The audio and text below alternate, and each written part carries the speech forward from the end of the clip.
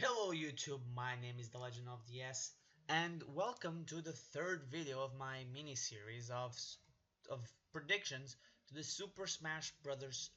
Ballot that's gonna end in roughly 4 days, technically speaking. It ends this Sunday, October 3rd.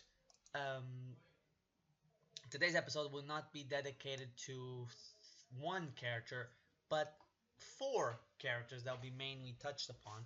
Uh, and all four of these characters are third party. The characters being Rayman from the Rayman series and from Ubisoft, Metal Gear's Solid Snake, obviously from Konami, um, Bayonetta from the Bayonetta series, and Banjo Kazooie from, well, the, the, the Banjo Kazooie series. Only one of them comes from a series not named after them, which is pretty damn not unusual, but that's actually pretty damn unusual. Most characters have that are named after the series, or the series named after them, but that doesn't matter. Um, let's start with Rayman. Rayman, the child of Ubisoft, and the child that nobody really wanted for Smash until February 2015, when Artsy Omni, fantastic the guys that does fantastic artwork, and his Smashified series. I've been using his artwork on the Smash on this series mainly for characters that he has done. But until he did the Smash leak, his fake leak, which even had a video, nobody really cared about Rayman. Nobody talked about Rayman for Smash.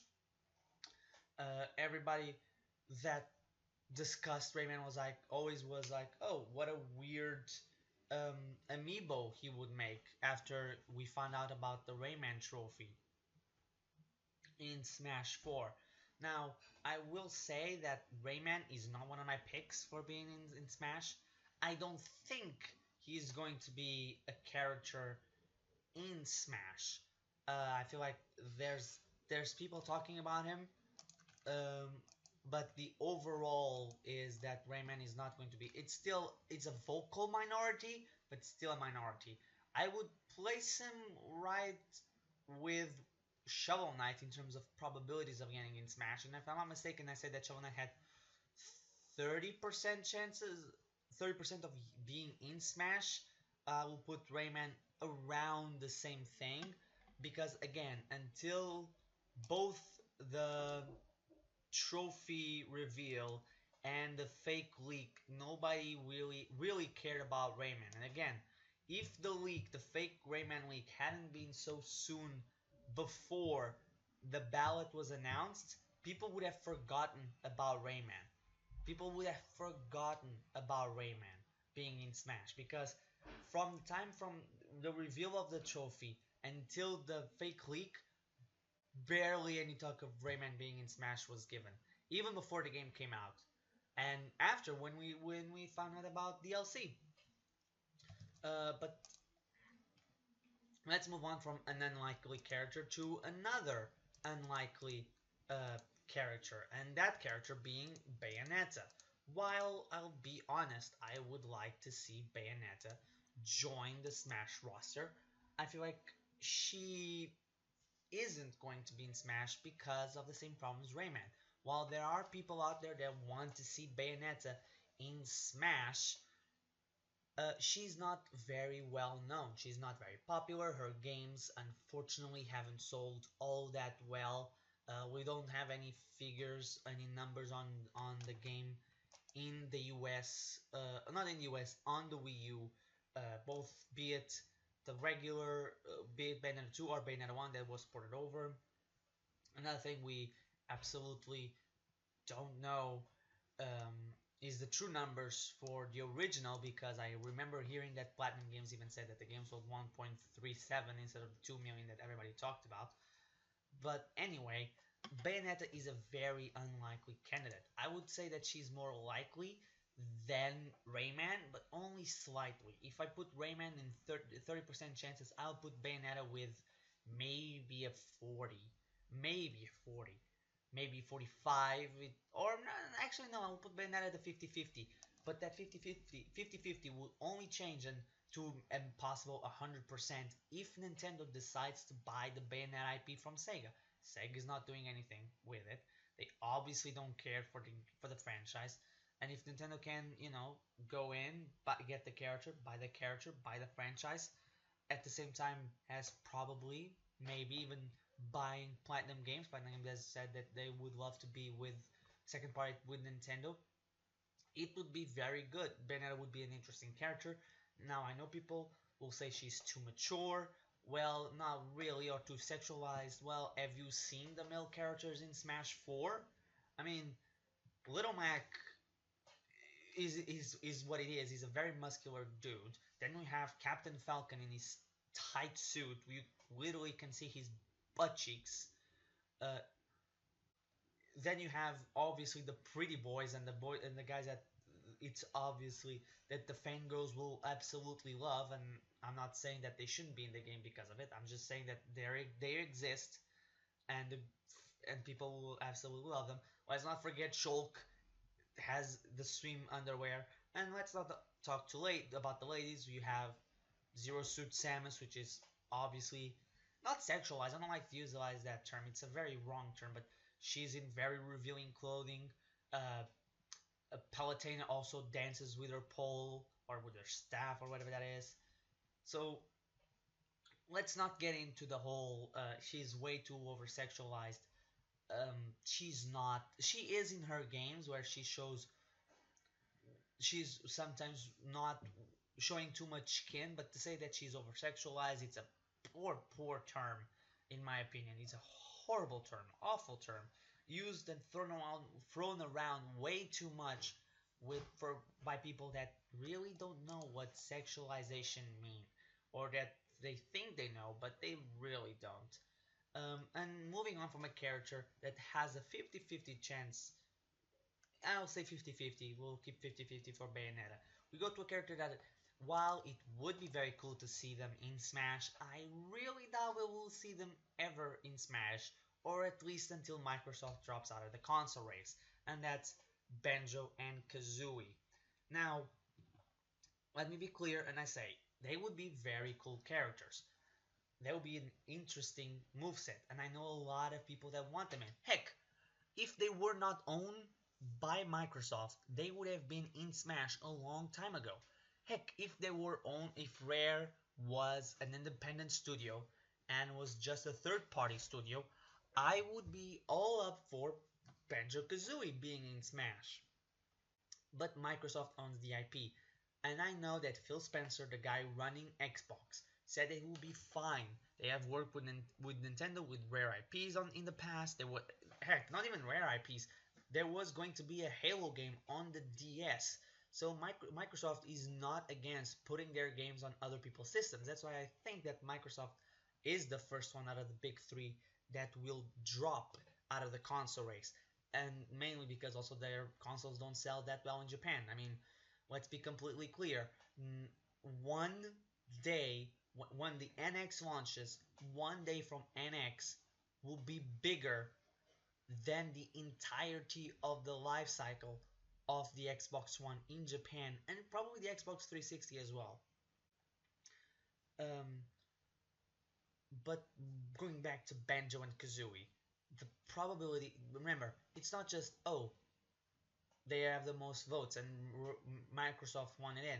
No, it's also a punt of, not a punt, a way, if Nintendo, okay, if Nintendo says no, then no. Sakurai does, while Sakurai is the main guy behind Smash Bros. And he's the guy that has the final say within the team in basically everything Smash.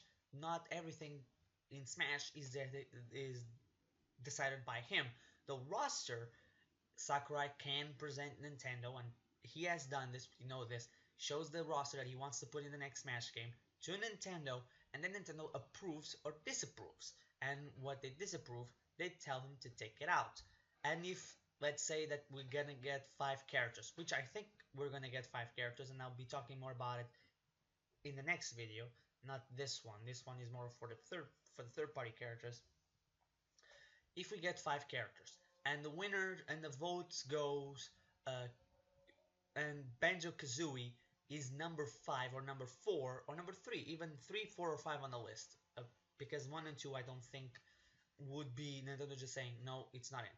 But if it's 3, 4, or 5, first and foremost, they're gonna have to have a big lead over 6, and that's the thing.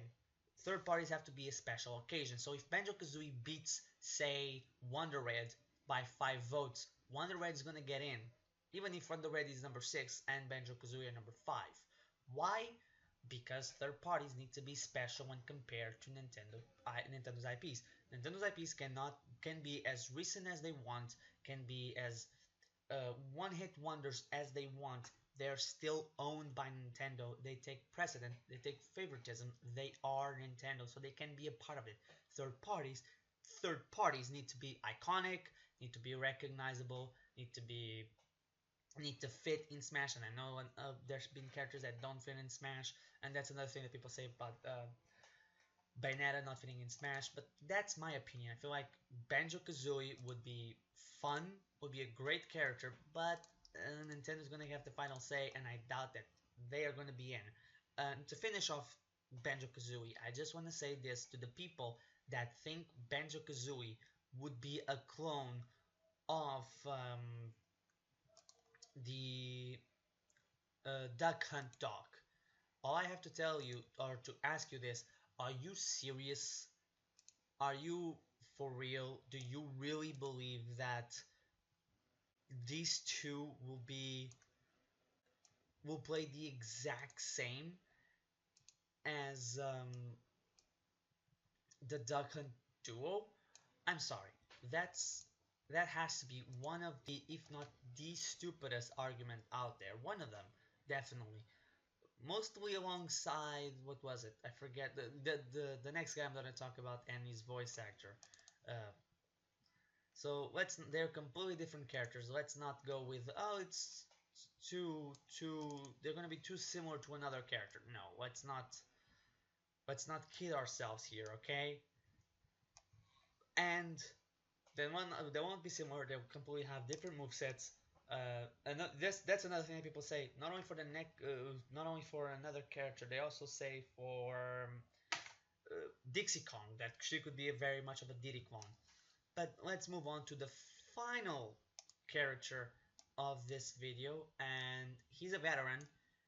There's a lot of people that want to see him back, and I personally would be not against it, but I'm not in favor. I think there's another character from the same company that makes games, makes the series from this character that I feel like would fit much better. And the character I'm talking about is Solid Snake. Solid Snake, let's just call it that, will not be in Smash, in my opinion, because of the reasons he was in Smash Brawl and was to be in Melee are the reasons why he won't be in this one.